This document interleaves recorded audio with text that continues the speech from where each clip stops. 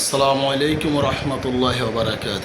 আলহামদুলিল্লাহ ওয়াহদা আসসালাতু ওয়াসসালামু আলা রাসূলিল্লাহ।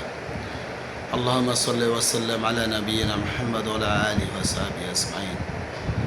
আমি আসলে আজকে একটি বিষয় নিয়ে আপনাদের সম্মুখে এসেছি,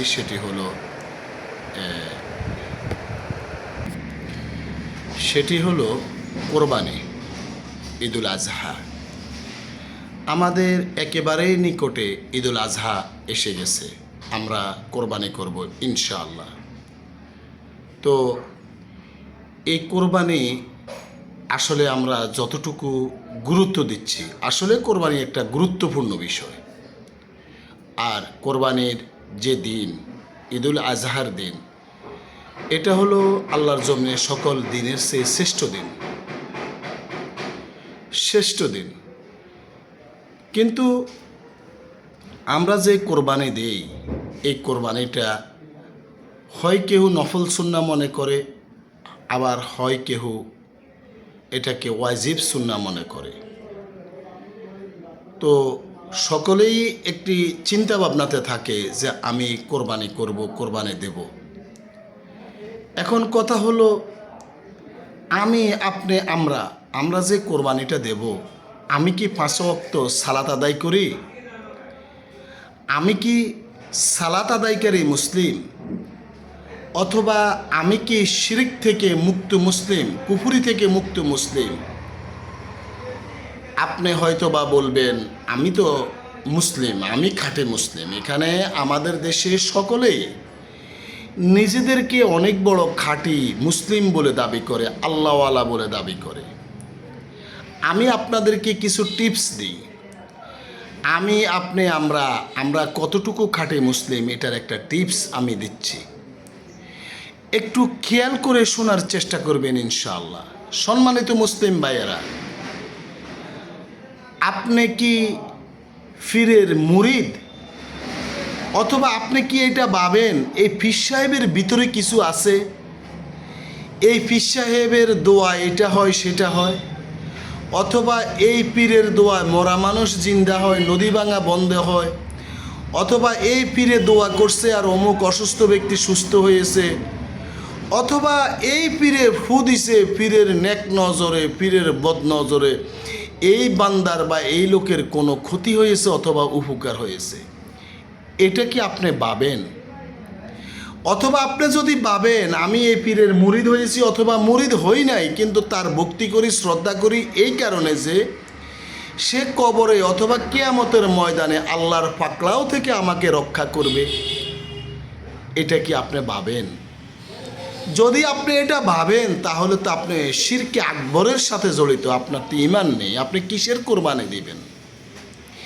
কোরবানি তো ঈমানদাররা দিবে, যারা মুসলিম, পাক্কা মুসলিম ঈমানদার তারা দিবে। আপনি কিসের কোরবানি দিচ্ছেন ভাই?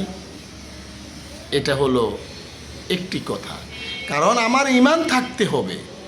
যদি ঈমানকে খাঁটি রাখতে হয়, তাহলে এই কর্ম থেকে বিরত থাকতে হবে। দ্বিতীয় কথা হচ্ছে, আমরা কি মাজার পূজা থেকে মুক্ত? আপনি বলবেন, আমি তো মাজার পূজা করি না, আমি মাজারে যাই।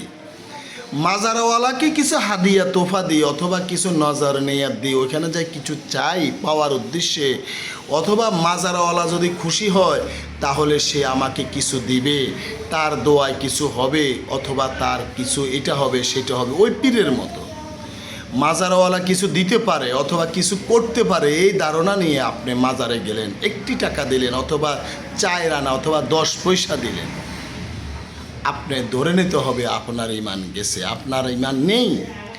আপনি মাজারওয়ালাকে ভক্তি করেছেন, আপনি আল্লাহকে ভক্তি করেন নাই। যে আল্লাহ আপনাকে সৃষ্টি করেছে, আপনি সে আল্লাহর কাছে চান নাই, আপনি চেয়েছেন কার কাছে? মাজারওয়ালার কাছে। তাহলে আপনি যদি মাজারওয়ালাকে যদি আপনি ছাওয়া পাওয়ার আপনার ইচ্ছা পূরণের স্থানে বসান, তাহলে আল্লাহকে তো আপনি ছোট করলেন, আল্লাহর সাথে আপনি শরিক করলেন, তাই আপনার ঈমান চলে গেছে। তো ঈমান যদি চলে যায়, আপনি মুশরিক যদি হয়ে যান, তাহলে আপনি কিসের ঈমানদার? কিসের কোরবানি করেন? আপনি কিসের কোরবানি করেন সম্মানিত ভাইয়েরা? 3 নাম্বার হলো বাংলাদেশে যারা গণতান্ত্রিক কুফরি পদ্ধতিতে দলে দলে বিভক্ত, গণতান্ত্রিক কুফরি সিস্টেমে যেই ব্যক্তিরা দলের সাথে জড়িত, মানবরচিত মতবাদের কুফরি মতবাদের যারা ইসলামের বিধান চায় না, যারা ইসলামের বিধানের বিপরীত বিধান কামনা করে, তারা তো আছেই। অথবা যারা ইসলামের নামে দলে দলে বিভক্ত হয়ে কুফরি গণতন্ত্রকে মেনে নিল, কুফরি সিস্টেমকে মেনে নিয়ে যারা দলে দলে বিভক্ত হয়ে আছে, শিরকের সাথে জড়িত, শহীদ মিনারে যায় ফুল দেওয়ার জন্য, কবরে যায় নীরবতা পালন করে, এই করে সেই করে, সংসদে নীরবতা পালন করে, আপনি মনে করেন এইসব ব্যক্তিদের ঈমান আছে? আপনি কি এটা ভাবেন সম্মানিত ওলামায়ে কেরাম অথবা দেশবাসী? তো যারা কুফরিতে লিপ্ত, যারা শিরকের সাথে লিপ্ত, এইসব ব্যক্তিরা কোরবান দিলে কি লাভ হবে বুঝে আসে না। তারপরে আমাদের সমাজের মানুষ সুদের সাথে জড়িত, এমন কোনো ব্যক্তি আপনি পাবেন না যেই ব্যক্তি সুদি কাজ কারবারের সাথে জড়িত নয়। 8 লাখ, 10 লাখ, 2 লাখ, 1,50,000 কিস্তিতে উঠায় নাই, সুদ দেয় না, সুদ খায় না, এমন কোনো ব্যক্তি পাওয়া যাবে না। অনেক আলেম দেখা গেছে যে মসজিদের ইমাম, কিন্তু সে টাকা দিয়ে সুদের উপরে টাকা লাগায়। এর অনেক আলেম দেখা যায় সে মসজিদের ইমাম, মুয়াজ্জিন, খতিব, সে সুদের উপরে টাকা নিছে অথবা দিছে। আপনি কিসের ভিত্তিতে কোরবানের জন্য এত পেরেশান হয়ে গেলেন, পাগল হয়ে গেলেন? আর আপনাদের মতন সুদি কাজ কারবার, যারা দুর্নীতি, চুরি করে টাকা ইনকাম করে, দুর্নীতিবাজ, তাদের কারণে সাধারণ যারা মানুষ, যারা আল্লাহ সন্তুষ্টির জন্য কোরবানি দেয়, তাদের অর্থ সংকুলন হয়ে যায়। আপনাদের কারণে গরু, গবাদি পশুর এমন দাম বৃদ্ধি হয়। তাই আসুন না আমরা আমাদের ঈমানকে খাঁটি করি। আমাদের ঈমানকে যদি আমরা খাঁটি করতে পারি, তাহলে ইনশাআল্লাহ আমরা আমাদের এই কোরবানি দিলে আমাদের কাজে লাগবে। ঈমানকে খাঁটি করার জন্য কি করতে হবে? প্রত্যেকটা মুসলিম 5 ওয়াক্ত সালাত আদায়কারী হতে হবে। সর্বপ্রথম সে 5 ওয়াক্ত সালাত আদায়কারী হতে হবে। দ্বিতীয়ত হলো সুদ, ঘুষ, সকল ধরনের অন্যায় থেকে আপনার নিজেকে মুক্ত রাখতে হবে, সুদ ঘুষ থেকে। তৃতীয়ত সেটা হলো নাম্বার 1-এ যাওয়ার কথা, সেটা হলো শিরক মুক্ত থাকতে হবে। আপনার ঈমান থাকতে হবে শিরক মুক্ত। যদি আপনি শিরক মুক্ত থাকেন, নামাজি হন, সুদ ঘুষ থেকে দূরে থাকেন, তাহলে আপনার এই কোরবানি কাজে লাগবে।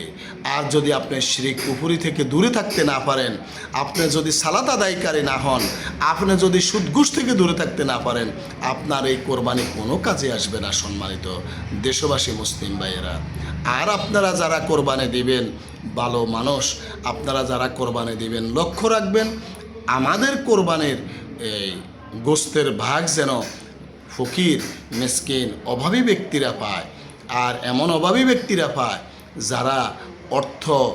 যারা লজ্জায় কারো কাছে হাত পেতে চায় না, এসব ব্যক্তিদেরকে বেশি বেশি করে দেওয়ার চেষ্টা করবেন ইনশাআল্লাহ।